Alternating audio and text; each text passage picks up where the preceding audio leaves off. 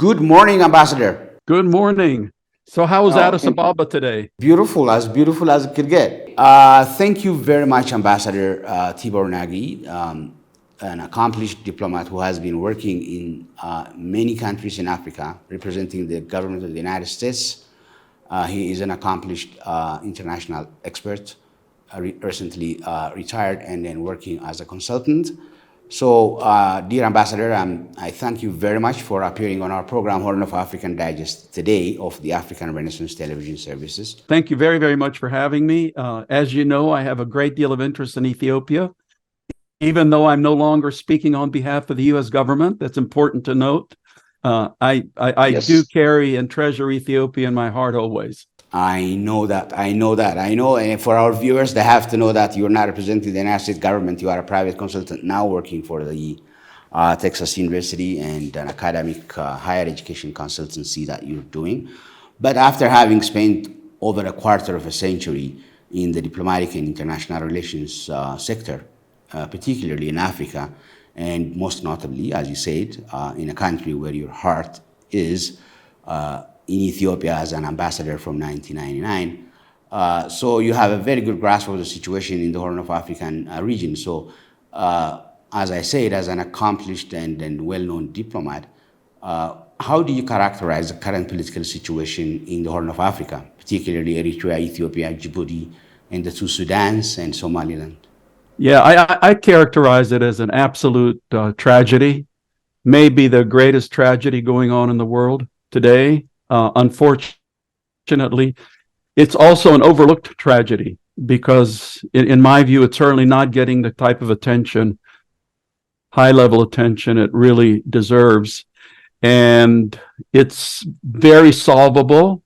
But again, unfortunately, when you look around the world, there are other crises going on which seem to grab all of the attention. So these are allowed to just go on, and I fear that some of them may go on until they absolutely burn out. Yeah, I see your point, sir, especially in the Sudan and in Somaliland, in Somalia, and in South Sudan as well. But I wanted to bring you to take you to this hot topic, as you would expect, that seems to me making the rounds in Africa and in the diplomatic circle, about Ethiopia's current questions or overture, I would say. And some people say it is ostensibly threatening rhetoric by the Ethiopian Prime Minister and higher officials regarding Ethiopia's need for access to the sea. In your expert analysis, sir, do you think the way the Ethiopian government is doing this thing timely? Is it tactful? Is it well thought of? Or just haphazard and probably even whimsical? How do you see this overture by Ethiopia? Let me put it this way. If I was in charge of the Ethiopian government, I would use different tactics to make the same points. I think that's very important. I'll tell you a short story, if I may. Yes, sir. During the Ethio-Eritrean War, when we came to the end of the war, I was ambassador, and I had a long conversation, one-on-one, excuse me, with Prime Minister Meles. Mm-hmm. And I asked them, I said, okay, Ethiopian forces have broken through the Eritrean lines. The whole country is before you. Are you considering taking over either of the ports? He said it would be an incredibly stupid thing to do because the countryside is so rugged that even if we took over the ports, the Eritreans could go up in the mountains and they could shoot at any ships coming in. And what insurance company in the world would insure any of the ships coming in if they would be endangered like that? And to me, that goes to the heart of the issue. Yes, Ethiopia is the largest landlocked country in the world. And of course, Ethiopia would like to have access to the sea. But there are much better ways to do it than to threaten the neighbors, because all the countries that have the ports also depend on the ports as economic activities. They want customers.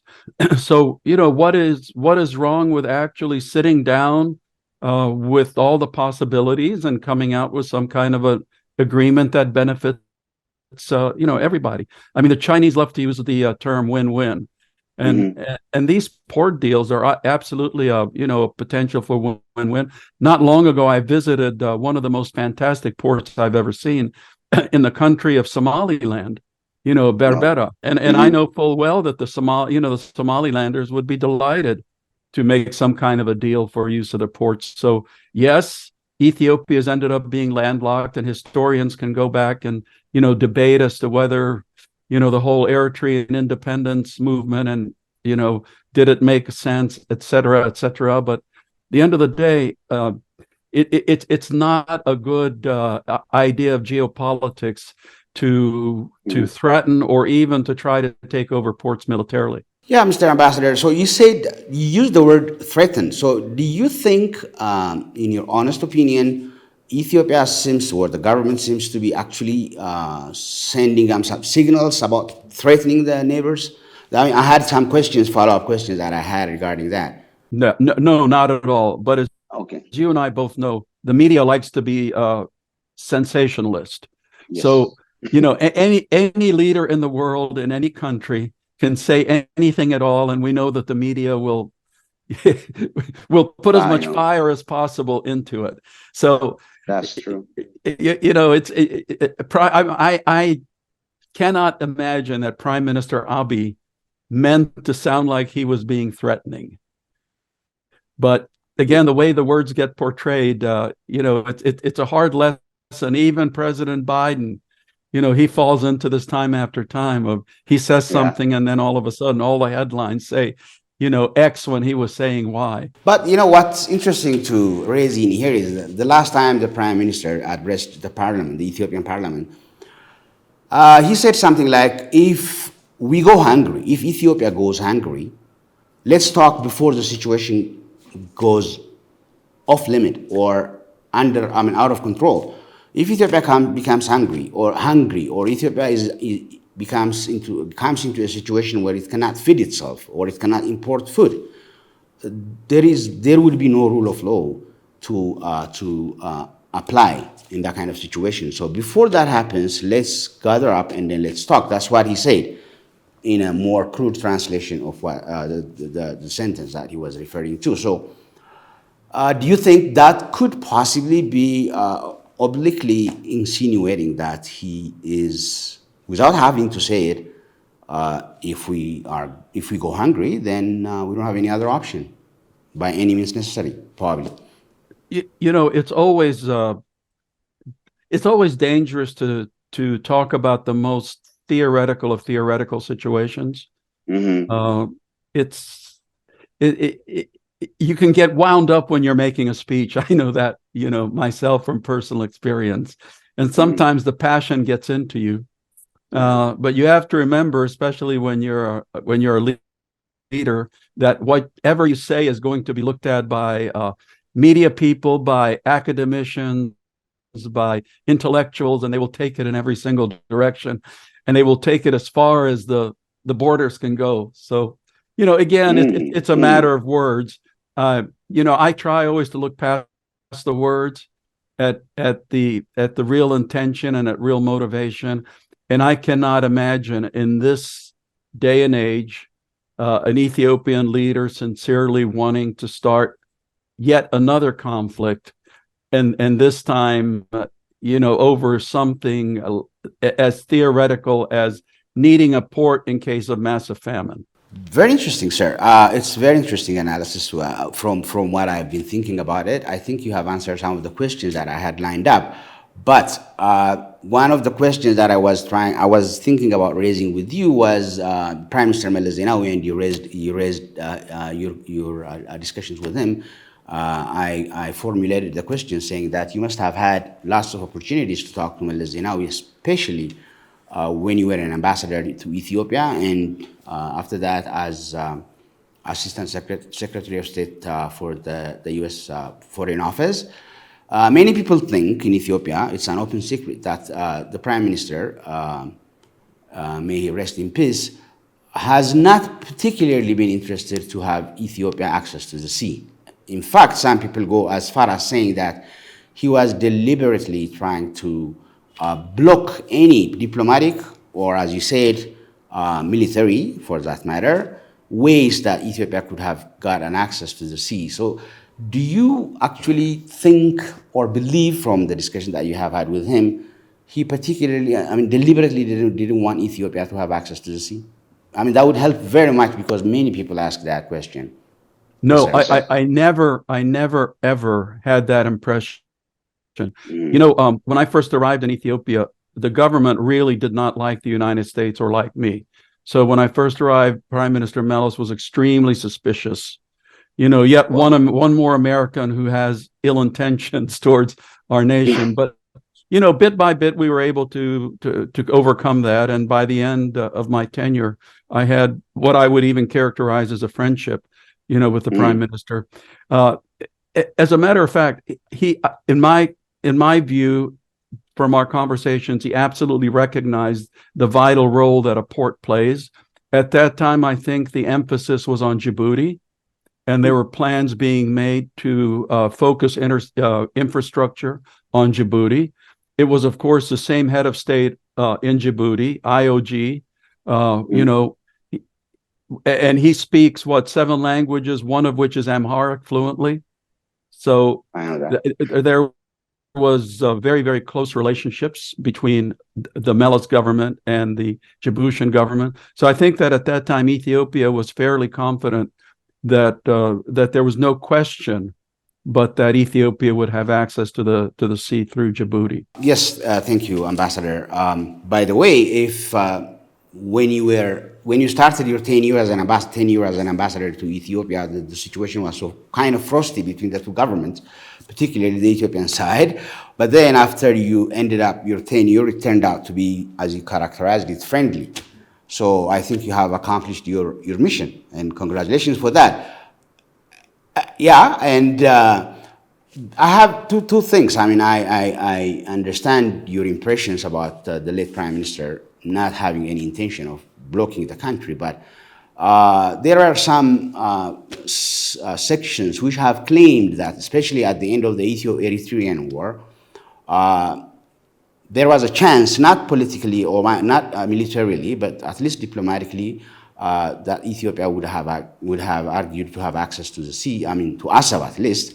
And when the government was overthrown, the Derg government was overthrown with the forces that Meles Zenawi led, Paul Hens, I heard, actually proposed for Meles to propose to Isayas, because they were very friendly at that time. And the Eritrean people, the Eritrean government, the Liberation Front was in a euphoric state of mind.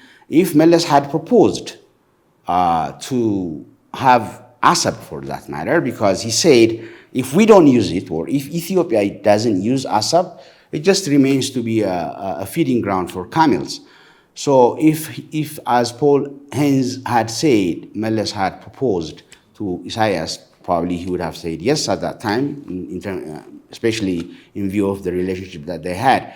So is this story possibly true, that Meles was advised by Paul Hens, if you know anything about it, to propose to take Assab, which is more useful to Ethiopia than it ever is to Eritrea when they both overthrew their government?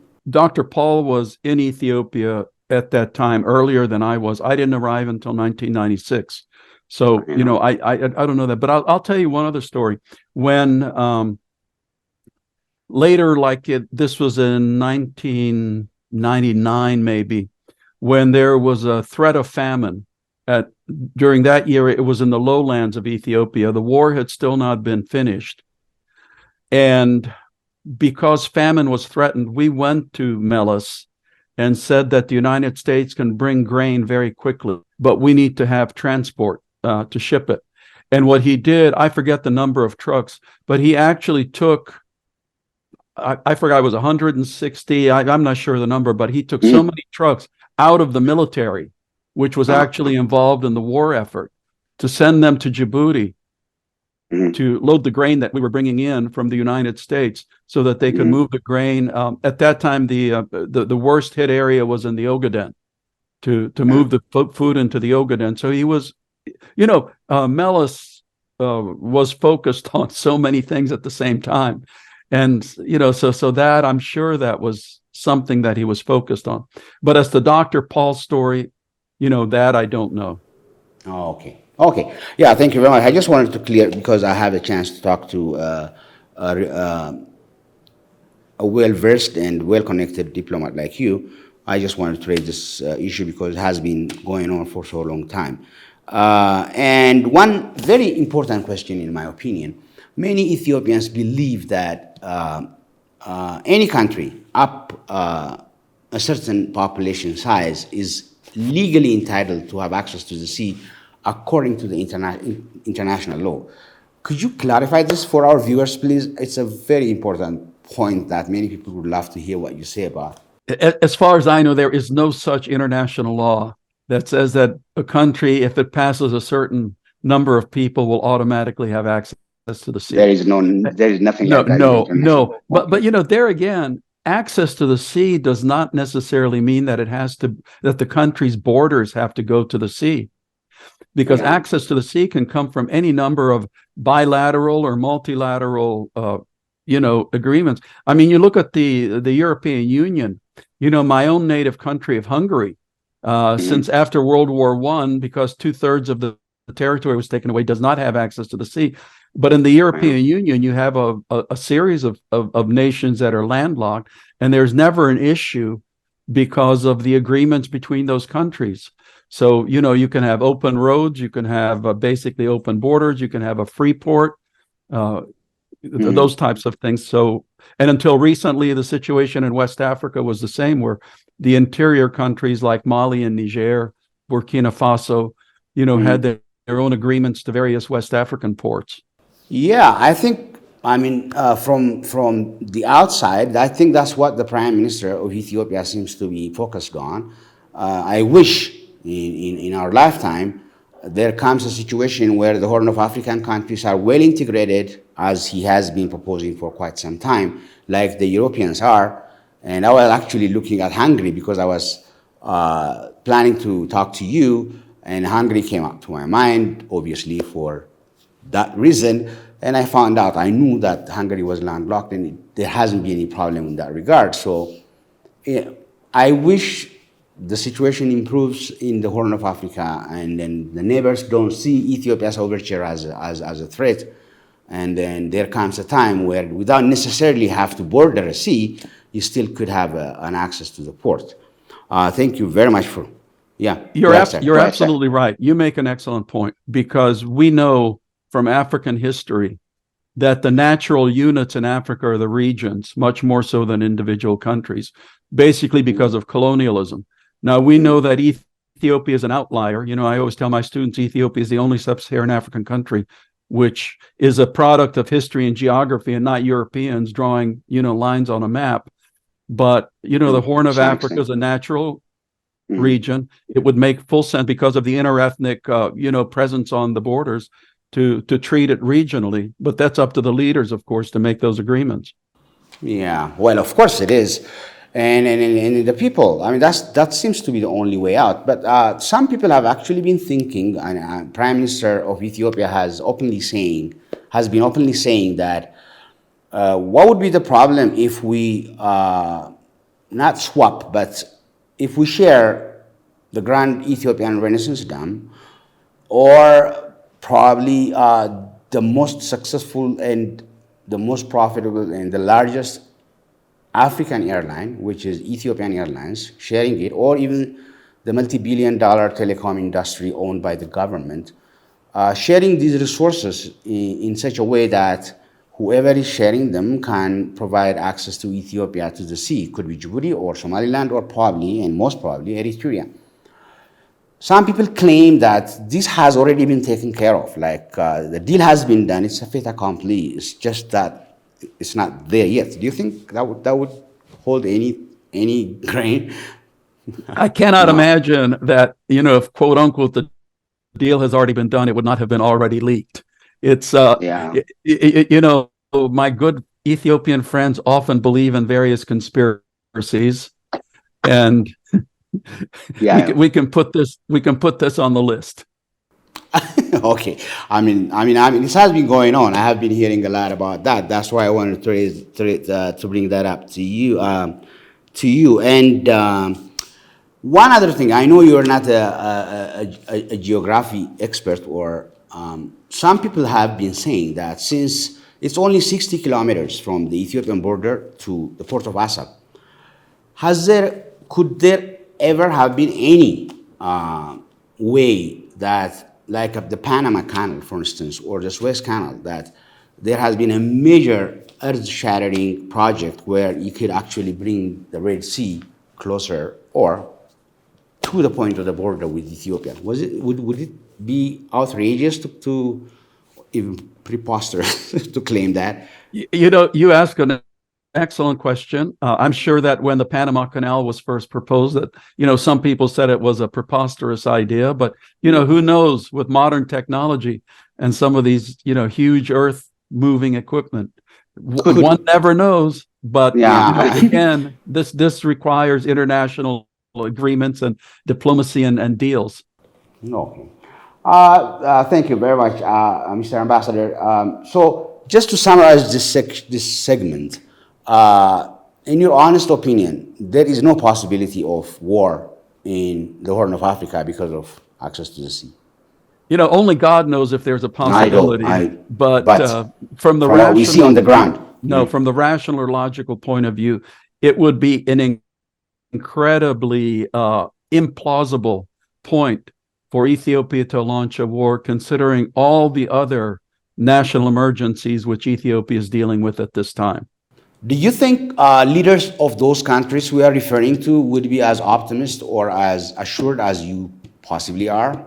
Or some of them, like the statements from the government in Somalia, for instance, and some subtle statements from Eritreans as well, including the Djiboutians, they somehow showed some sort of uncertainty about this. So do you think any of the leaders would share your kind of optimism about this? I suspect that the leaders also depend on their various sources of information.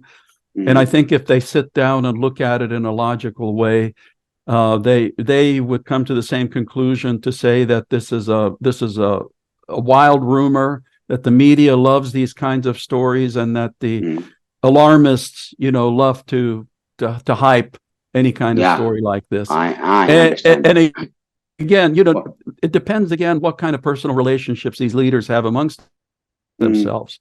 Because for all I know, President Gullah would pick up the telephone, call up the prime minister, and say, Prime Minister Abiy, what is this? How are you? In America. In America, that is exactly. In America, that's true. I mean, it could be possibly a long distance dream, but I think it is possible that something like that would happen very soon, where the Horn of African countries would start trusting each other to the extent of creating a union, like you referred to as the European Union. So thank you very much for your perspective on this thing, Mr. Ambassador. So on a slightly different topic now, because I always wanted to talk to you about this since I started planning to hold an interview with you. It has been for almost 7 months now, by the way, because you've been in Europe and I have been in some assignments. So that's why I'm very happy to have you now.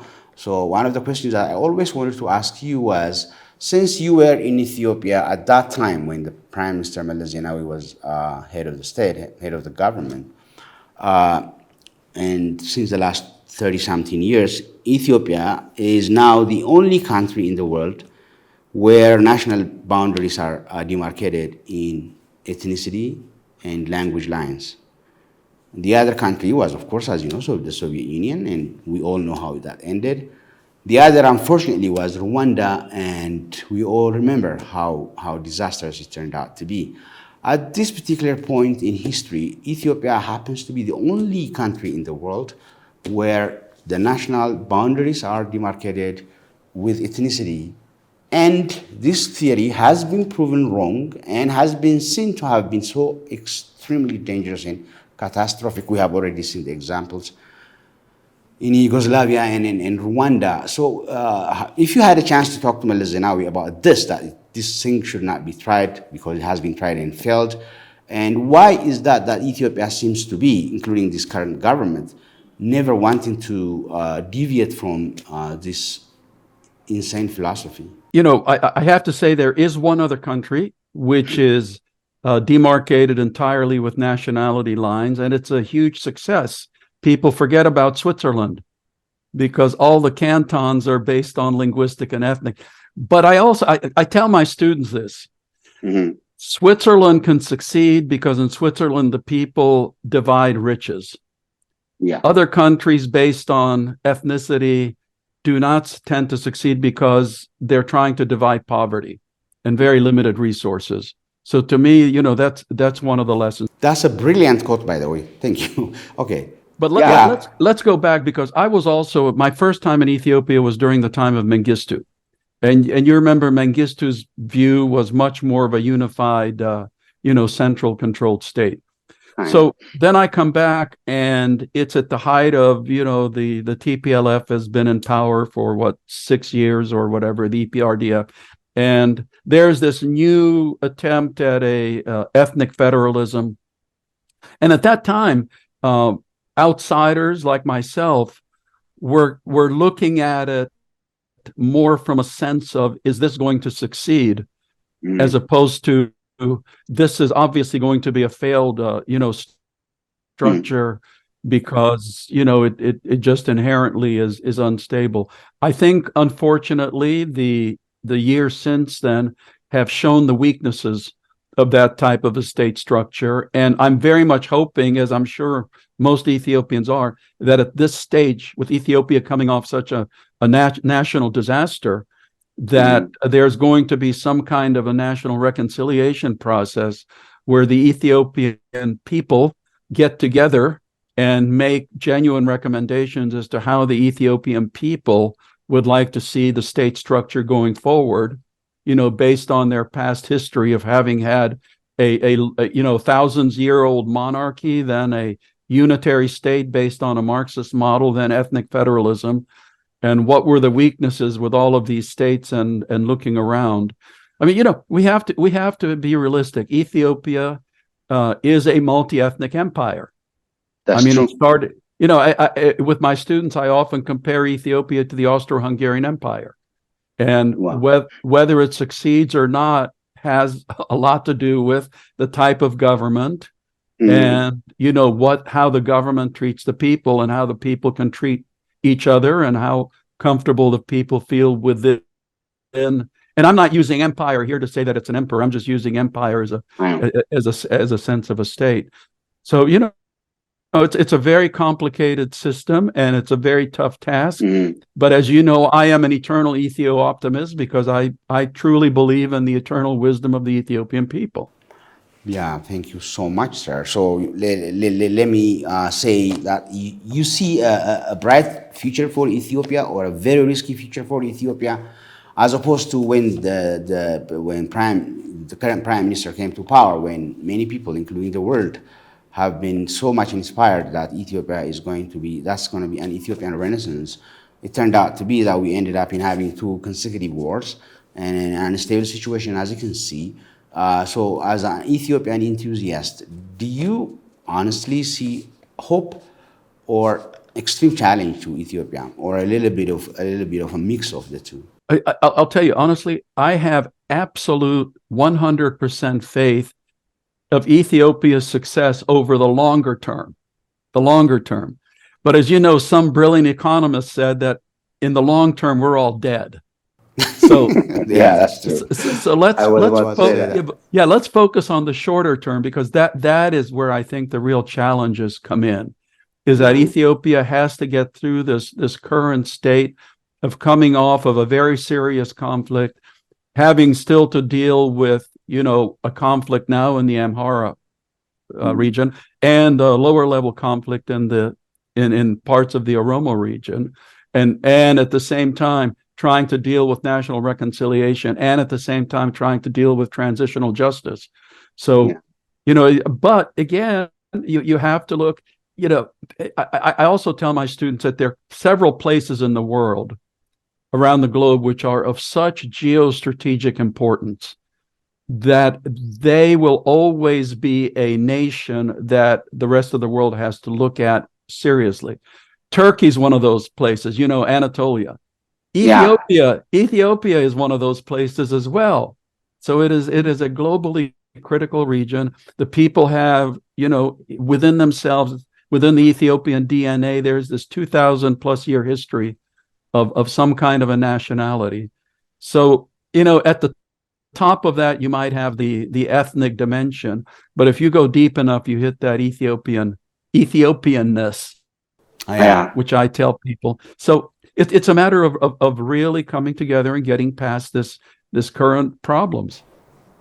Well, that's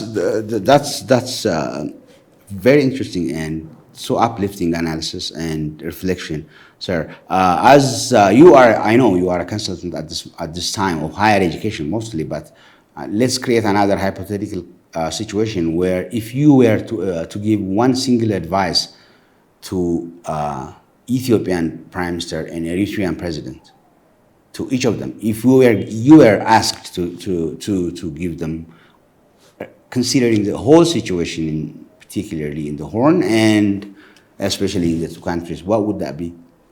Well, I would actually say the same thing to both of them.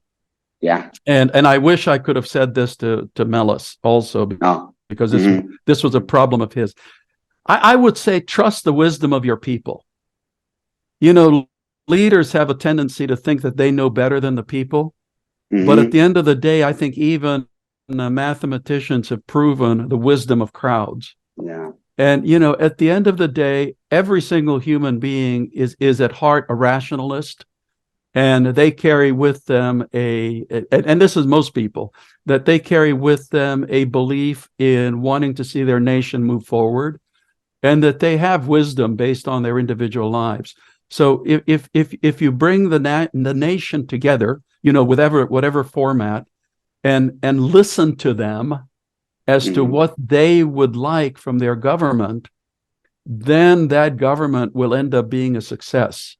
President Isayas has been, let's face it, he's a dictator. There's no other way to get around it. He's a dictator. He's turned his country into some semblance of a prison colony, and so many people have voted with their feet by leaving. And yet, at the end of the day, Eritrea could be a hugely successful country based on the talents of its very hardworking people. And to a certain extent, Ethiopian leaders have not been anywhere near the extent where Isaias is. But at the end of the day, you really, as a leader, you really have to trust the people. That's one sensationally inspiring advice. I'm sure both of them would hear this program, and I'm very grateful that you came up with that direction. If you were to give some advice to the leaders, Ambassador, I am very happy to talk to you, and it's been very inspiring. So this is not going to be the last time that you and I are going to talk. We have broken the ice now, the 7 months that we have been going through the process. So I would be very, very happy to do it myself, consecutive interviews with you as situations unfold in the coming days, the coming months. And I'm sure you would spare some time to be with us, right? Yes, sir. No, anything having to do with Ethiopia, I always do my best. Okay, so let's get there. Like I read this publication that you put out in 2012, managing overseas operations. You meant that to the diplomatic circle in the U.S. State Department, but I couldn't pass without having to ask you this. You said, "Kiss your latte goodbye." This is after you served your country in Ethiopia, the birthplace of coffee.